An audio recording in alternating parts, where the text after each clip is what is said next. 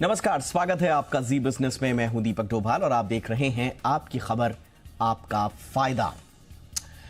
कुछ लोग बच्चों की प्लानिंग थोड़ा लेट से करते हैं, उम्र के उस पड़ाव में करते हैं जब उन्हें मेडिकली कहा जाता है कि अब थोड़ा बच्चा प्लान करना रिस्की हो जाता है। और इसी से जुड़ी हुई ताज़ा एक रिपोर्ट आई है जो ये बताती है कि जिनकी प्राथमिकता सही समय पर माता पिता बनना नहीं है बल्कि करियर होता है, उनके लिए और उनके बच्चों की सेहत के लिए ये बात थोड़ा ठीक नहीं बैठती। महानगरीय जीवन शैली में तो ये आम बात हो गई है, लेकिन हाल ही में जो स्टडी आई है उसमें कुछ बातें जो उभर कर सामने आई हैं, उसी पर आज हम चर्चा करेंगे। इसके मुताबिक देर से पेरेंट्स बनने से बच्चे की हेल्थ पर बुरा असर पड़ सकता है। आज हम इसी पर चर्चा करेंगे। लेट से हुई शादी के बाद बच्चों की सेहत संबंधी समस्याओं की पूरी पड़ताल करेंगे। साथ ही साथ आजकल एक चलन भी बन चुका है, बच्चे थोड़ा लेट पैदा होते हैं, तो सही उम्र क्या होती है बच्चों की प्लानिंग की, इस पर देश के चोटी के विशेषज्ञों से उनकी राय लेंगे और समझने की कोशिश करेंगे इस पूरी रिपोर्ट के इर्द गिर्द के फैक्ट्स। पहले ये रिपोर्ट देखिए।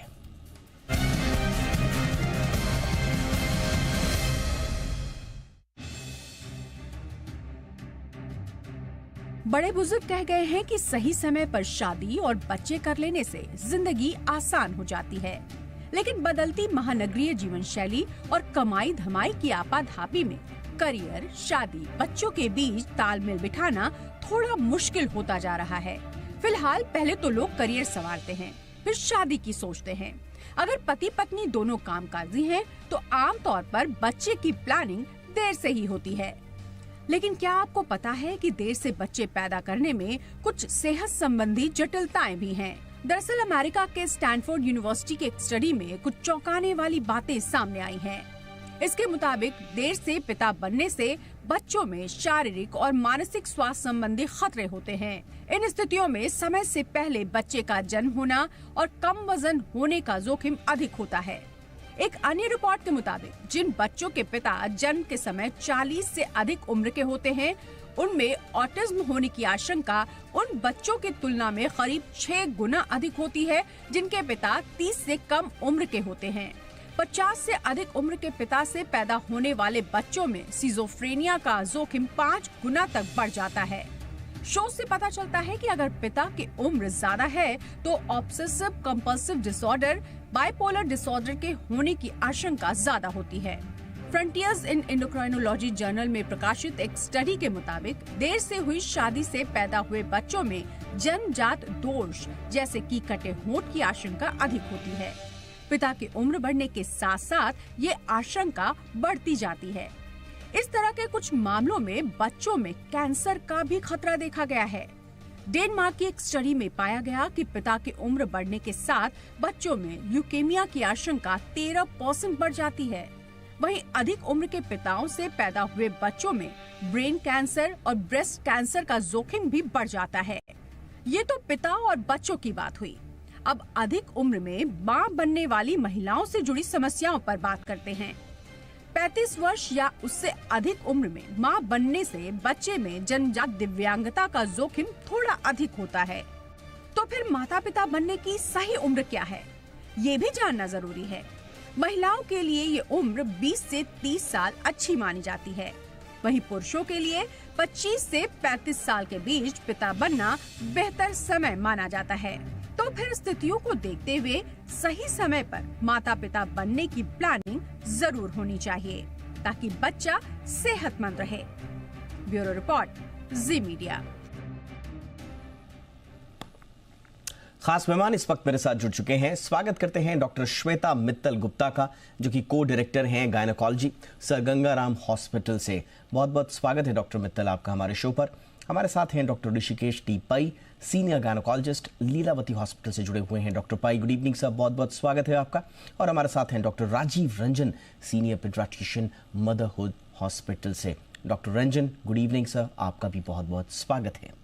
सबसे पहले चर्चा की शुरुआत डॉक्टर मित्तल मैम आपसे। डॉक्टर श्वेता, हम देख रहे हैं कि बीते कुछ वक्त से फैमिली डायनामिक्स जो हैं वो पूरी तरह से चेंज हो रही हैं, जो सोसाइटल नॉर्म्स हैं वो नई तरीके से इवॉल्व हो रहे हैं और इसमें प्रायोरिटीज शिफ्ट हो गई हैं। ये जो स्टैनफोर्ड यूनिवर्सिटी की जो ताज़ा रिसर्च है जो ये बताती है, और ख़ास तौर से इसमें फादरहुड का भी जिक्र किया हुआ है, क्योंकि कई मरतबा हम ये सोच लेते हैं कि ठीक है मदरहुड में आगे पीछे की प्लानिंग से तो असर पड़ता है, लेकिन फादरहुड शायद किसी भी एज में फादर बना जा सकता है। लेकिन स्टैनफोर्ड की रिपोर्ट कहती है कि नहीं, ज़्यादा लेट किया तो फादर की वजह से बच्चे की सेहत पर भी नुकसान हो सकता है। मैम थोड़ा सा इस पर प्रकाश डालें, इस रिपोर्ट में जो खुलासे हैं उसके अलावा भी जो लेट पेरेंटिंग है या मदरहुड या फादरहुड है उसके क्या क्या नुकसान हो सकते हैं। ओके सो देखिए, आज तक क्या हुआ था कि हम बहुत कंसंट्रेट करते हैं कि महिला की उम्र कम होनी चाहिए। हमें पता है कि ज़्यादा उम्र होगी तो नेचुरली अंडे कम बनेंगे, पर हमें उससे ज़्यादा क्या फ़िक्र होती है, एक होता है क्वालिटी, एक होती है क्वांटिटी। तो हमें पता है कि जब उम्र ज़्यादा हो रही है तो क्वांटिटी कम हो रही है, अंडे कम मात्रा में बन रहे हैं, लेकिन उसके साथ जो दूसरी चीज़ हो रही है, जो दूसरा पहलू है वो ये है कि उसमें जेनेटिक एबनॉर्मेलिटीज़ बढ़ने लगती हैं। जो जेनेटिक मटेरियल है अंडे का वो बहुत फ्रेजाइल हो जाता है, जिसे हम कहते हैं कमज़ोर हो गया, या कुछ एपीजेनेटिक चेंजेस हो गए। तो जैसे हम आईवीएफ करते हैं उन महिलाओं का जिनकी उम्र ज़्यादा है, तो उसमें हम देखेंगे कि ज़्यादा पुअर एम्ब्रियोज बने, या अर्ली मिसकैरेजेस हो गए, या ज़्यादा उम्र में जैसे बच्चों में डाउन सिंड्रोम का खतरा बढ़ गया या ऑटिज़म का बढ़ गया। लेकिन मैं अगर आपको बताऊं, लास्ट 4 या 5 सालों में अब हम बहुत ध्यान देते हैं कि मेल पार्टनर की एज और उनके एज से संबंधित स्पर्म में क्या डिफेक्ट हो सकते हैं। जैसे कि हम देखते हैं कि स्पर्म डीएनए फ्रैगमेंटेशन होता है। यहाँ पे क्या होता है, एम्ब्रियोज या तो कम फर्टिलाइज होते हैं जैसे आईवीएफ में हम देखते हैं। दूसरा ये होता है कि एम्ब्रियोज बने लेकिन बहुत अर्ली एबॉर्शन हो गया, बहुत अर्ली, जैसे 6 हफ्ते भी नहीं हुए। तो हाँ, उसमें हम बहुत ध्यान देते हैं कि फादर की एज क्या है, उनका लाइफस्टाइल क्या है, उनकी नॉर्मली कोई ऐसे फैक्टर्स तो नहीं है जिससे ये एबनॉर्मलिटीज़ हो सकती हैं। तो डेफिनेटली हम ये कहेंगे कि महिला की उम्र बहुत ज़रूरी है जाननी। सेम वे में इवन फादर की एज बहुत इम्पॉर्टेंट है, क्योंकि जैसे फादर की एज बढ़ेगी सेम जेनेटिक प्रॉब्लम्स जो हमें दिखती हैं महिलाओं की एज बढ़ने से, तो सेम दिखेंगी।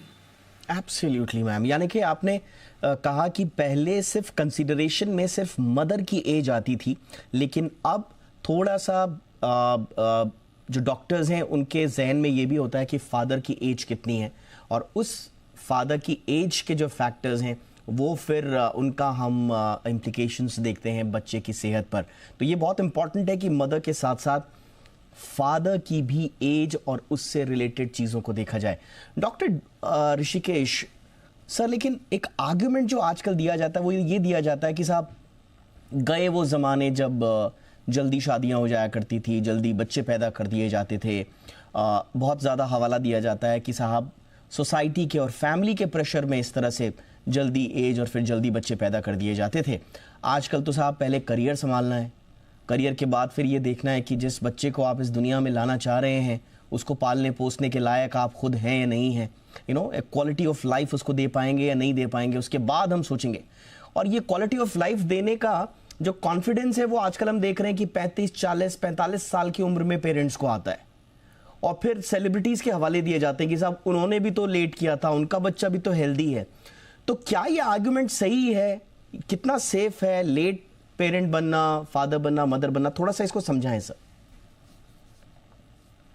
नहीं तो जैसे डॉक्टर श्वेता ने अभी आपको बताया कि late 35, more than 35 women and more than 14 men, यदि लेट बच्चे करेंगे तो डाउनसाइड तो है ही ना। प्रेगनेंसी रेट्स कम हो जाते हैं लेडीज़ लोगों में, उनकी सेहत भी देयर में भी प्रॉब्लम फॉर देयर बॉडी ना। 40-45 के उम्र में औरतों ने लिया तो उनके सेहत को भी खतरा हो सकता है, मोर्टेलिटी रेट ज़्यादा बढ़ सकती है। और जैसे श्वेता मैंने बताया था कि मेल्स में भी ऑटिज़म का रिस्क बढ़ जाता है 40-45 के बाद। Cleft lip, cleft palate, schizophrenia, bipolar disorders, leukaemia का इंसिडेंस बच्चों में, जो लेट बच्चे होते हैं वो ल्यूकेमिया का इंसिडेंस बढ़ जाता है, कैंसर का। तो हमको उनको बताना पड़ेगा, आजकल के ज़माने के जो लोग हैं उनको बताना पड़ेगा कि एक बैलेंस रखना बहुत ज़रूरी है। यानी I agree that career is important, but parallel में खेलना बहुत ज़रूरी है। और वो मज़ा भी आता है ना, जब हम 40-45 के हो जाते हैं और हमारे बच्चे 20 के हो जाते हैं, तो उसमें भी और एक अलग ही मज़ा है। बिकॉज जैसे लेट में ना प्रेशर भी आ जाता है ना, आपने समझो 50 में बच्चा, husband age is 50, by the time वो 70 हो जाएंगे, बच्चे का उम्र सिर्फ 20 बरस का होएगा। उनको उनकी परवरिश करना, उनको डेवलप करना, उनके करियर्स को डेवलप करना, उनका एजुकेशन करना, unless you have money you can do it. And वो रिटायरमेंट फेज होता है जहाँ मनी शॉर्टेज भी होना चालू हो जाता है। तो वो सब ख्याल में रख के ये सब इनको बताना जरूरी है कि भाई बैलेंस रखो, 40 के पहले करो। हाँ, एग्रीड दैट प्रॉब्लम हो सकते हैं आपको, बट ये सब में पहले जमाने में भी प्रॉब्लम होते थे ना, सब झेलते थे ना, सब कुछ साथ में करना बहुत जरूरी है। ये मेरी ओपिनियन है। और ऑफकोर्स टेक्नोलॉजी का यूज हम कर सकते हैं। फॉर एग्जाम्पल लेडीज को यदि लेट करना है तो एग उनके फ्रीज करके रख सकते हैं 35 के आगे पहले। और अभी जो मैं बोलने वाला हूँ वो साइंटिफिकली प्रूवन नहीं है, बट मेरा थॉट है कि जैसे एग फ्रीज करते हैं वैसे 40 के पहले सीमेंट भी फ्रीज करके रख सकते हैं ना। तो वो जो जब समझो 45 में आपको यूजली बच्चा करना है तो वो फ्रोजन सीमेंट यूज करके बेटर आउटकम वाले बच्चे अपन ट्राई कर सकते। दो research doesn't support this, but as far as the ladies are concerned, research supports that. All right, sir. All right, sir. Doctor Ranjan, मैं आपके पास अब आना चाहूँगा सर। और अब ये कोई अब ये बात वो स्टीरियोटिपिकल सेलिब्रिटी या कोई रिच एग्जीक्यूटिव की बात नहीं रह गई है कि साहब 45 के बाद या 50 के बाद अब फादर बन रहे हैं। वो जैसा मैं कह रहा था कि एक सेलिब्रिटी फिनोमेना ज़्यादा रहता था। अब कोई भी सोशियो इकोनॉमिक या कोई भी रेशियल ग्रुप है, हर किसी में मर्द हो या औरत हो, वो दो चीज़ें आजकल देख रहे हैं। Number 1 is career establishment and number 2 is financial stability. और जैसे मैंने कहा कि इसको करते करते करते कॉन्फिडेंस जो है वो आता है 40 में, या उस समय फोमो की भी एक भावना आती है। और ये सारा का सारा इसलिए हो रहा है क्योंकि जो रिप्रोडक्टिव टेक्नोलॉजीज हैं उस पर भरोसा है लोगों को, और बोलते हैं कि साहब आजकल मेडिकल एडवांसमेंट है, रिप्रोडक्टिव टेक्नोलॉजीज हमारे पास हैं, तो हम लोग 40-45 में भी बच्चा प्लान कर लेंगे। तो क्या ये धारणा सही है? कितना रिप्रोडक्टिव टेक्नोलॉजीज पे हम विश्वास करें, कितना ना करें, और इसके खतरे क्या हो सकते हैं? गुड इवनिंग दीपक। मैं सबसे पहले बोलना चाहूँगा कि जहाँ हमें एक तरफ फ़ायदा मिल रहा है रिप्रोडक्टिव टेक्नोलॉजी की, जहाँ आप भरोसा करके लेट प्रेगनेंसी कर रहे हैं, बट आप इसका आउटकम देखें कि सबसे पहले टेक्नोलॉजीज़ क्या हमारे 150 करोड़ जनता के पास पहुँच सकती है? क्या वो अफोर्ड कर सकते हैं? अगर हम एक लाइफ स्टाइल देखते हैं सेलिब्रिटीज़ की, तो उनके पास जो कम्फर्ट लेवल है, जो सुविधाएँ हैं, क्या एक आम जनता के लिए संभव है? ये बिल्कुल संभव नहीं है। लेकिन अगर उनके साथ कोई दिक्कत होती है तो वो हमारे तक नहीं पहुंचती है, उनकी वो हिडन चीज़ें होती हैं। एक आम जनता को जो समस्या होती है, उनके पास लिमिटेड खर्च होते हैं, उसमें अगर वो लेट प्रेगनेंसी प्लान करते हैं तो उसके बहुत सारे ख़राब आउटकम हैं। अगर आपको टेक्नोलॉजी से बच्चा तो हो जाएगा, लेकिन जो बच्चे के साथ जो साइड इफ़ेक्ट्स होते हैं, जैसे आज के डेट में आप देखिए 75 मिलियन बच्चे ऑटिज्म के शिकार हैं। एक ग्लोबल हेल्थ हैजर्ड है जिस पे शायद आम जनता नहीं दिखती है। मैं एज अ पेडियाट्रिशियन अपने पेरेंट्स को इसके बारे में जागरूक करता हूँ, और ये सब लेट कंसीव करने से जो साइड इफ़ेक्ट्स होते हैं मदर को, उसका ये आउटकम है कि हमारे बच्चे ऑटिज्म के शिकार होते हैं, मेंटल ग्रोथ रिटार्डेशन के शिकार होते हैं। आज वैक्सीनेशन भी बहुत आ गई है, वो आपको बीमारियों से बचाती है, लेकिन क्या लाइफ स्टाइल के द्वारा जो बीमारियां होती हैं उसके लिए कोई वैक्सीन है क्या? बिल्कुल नहीं है। तो हमें तो जिम्मेदार होना पड़ेगा, हमें एक बैलेंस बना के चलना पड़ेगा, जहां हम एक तरफ सेटल होना चाहते हैं, साथ हमें ये भी देखना पड़ेगा कि आने वाले बच्चे के लिए हम क्या दे रहे हैं, उनको आगे उनको हम कौन सा भविष्य दे रहे हैं। Absolutely sir. देखिए, अभी तक की जो चर्चा जो हमारे तीनों डॉक्टर्स ने, जो देश के चोटी के विशेषज्ञ हैं इस मामले में, उनसे एक बात समझ में आई है कि मेडिकली सेफ नहीं है अगर आप ऑप्ट कर रहे हैं लेट पेरेंटहुड, मदरहुड या फादरहुड, दोनों। क्योंकि पहले मदरहुड की ही चर्चा ज़्यादा होती थी, आज की डेट में हम फादरहुड की भी बात कर रहे हैं। लेकिन अगर इसके बावजूद लोगों के पास समय नहीं है, फाइनेंशियल स्टेबिलिटी नहीं है, या फिर वो कॉन्फिडेंस नहीं है, तो फिर ऑप्शंस क्या क्या हैं? क्या वो ऑप्शन सेफ हैं? कई लोग, जैसा अभी सर ने भी कहा यहाँ पर कि एग प्रिजर्वेशन, क्या ये टेक्निक सही है, सेफ है, और क्या इस तरह के मेडिकल एडवांसमेंट्स के और रिप्रोडक्टिव टेक्नोलॉजीज के जरिए हम क्या लेट प्लानिंग का एक सही और सेफ मार्ग अपना सकते हैं? इस पर करेंगे चर्चा, और साथ ही साथ कुछ और बातें होंगी, क्योंकि कुछ जो इस चीज से जुड़े हुए हैं वो दो मझधार में फंसी हुई नाव टाइप का है। एक तरफ मॉरल इश्यूज आ जाते हैं और दूसरी तरफ आ जाते हैं मेडिकल इश्यूज। तो पलड़ा किसका भारी है, मॉरली या फिर मेडिकली? कहाँ पर ये बात सटीक बैठती है, सही बैठती है? क्योंकि बात बच्चे के भविष्य की हो रही है, उसके जन्म के बाद के उसकी लाइफ की हो रही है। छोटे से ब्रेक के बाद इस पर चर्चा।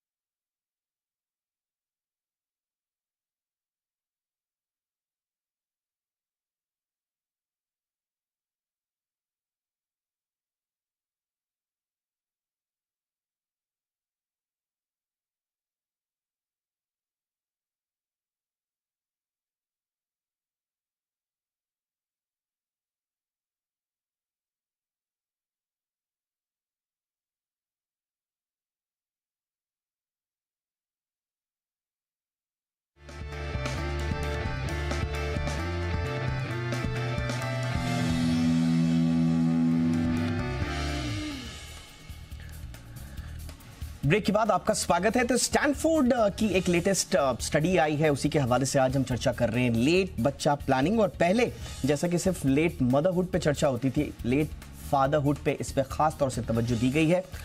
50 साल से ज़्यादा उम्र के मर्द जो हैं, जो कह रहे हैं कि साहब वो अभी उनकी वाइफ जो है वो कम उम्र की हैं, वो फादर बन सकते हैं, तो उनके लिए आई ओपनिंग एक तरह से ये पूरा है। अब इसकी इर्द गिर्द हम चर्चा कर रहे हैं। डॉक्टर श्वेता मैम, मैं थोड़ा सा बहुत ही स्ट्रेट फॉरवर्ड इस पूरे इश्यूज पर मैं बात करूंगा, और मैं दो कसौटी पर इस पूरे मुद्दे को कसना चाहूंगा। पहला, जो मॉरल इश्यूज हैं, जो रिपरकशंस हैं, वो मेडिकल रिपरकशंस हैं, और दूसरा मॉरल इश्यूज हैं। मेडिकल रिपरकशंस जैसा आप तीनों ने बताया, और दूसरी तरफ मॉरल इश्यूज आ जाते हैं जो कि शायद ज़्यादा सब्जेक्टिव होते हैं, पर्सनल बिलीव्स और सोसाइटल वैल्यूज़ और कल्चरल नॉर्म से इन्फ्लुएंस्ड होते हैं कि साहब लेट बच्चा होगा तो बच्चे के मन में रहेगा कि मेरे माता पिता तो बूढ़े हैं, उनको जब स्कूल छोड़ने के लिए जाएंगे तो लोग कंपेयर करेंगे यंग पेरेंट्स से। लेकिन फिर आर्गुमेंट ये भी आता है कि साहब क्या यंग पेरेंट्स बच्चों को सही भरण पोषण और अपब्रिंगिंग देने में सक्षम हैं? वहां पर भी तो बच्चे के साथ अन्याय हो रहा है कि उनके माँ बाप फाइनेंशियली स्ट्रगल कर रहे हैं, उनका करियर अनस्टेबल है, लेकिन सिर्फ फैमिली प्रेशर में बच्चा प्लान कर दिया साहब, और बच्चा आ गया और वो पूरा बचपन उसका एक ट्रॉमा में बीतता है। तो इस तरह के आर्गुमेंट्स तरह तरह के दिए जाते हैं। मैम, थोड़ा सा मैं आपसे समझना चाहूंगा, medical repercussions versus societal norms और मॉरल प्रेशर, ये कहाँ हमको किस चीज को कंसीडर करना चाहिए ज्यादा?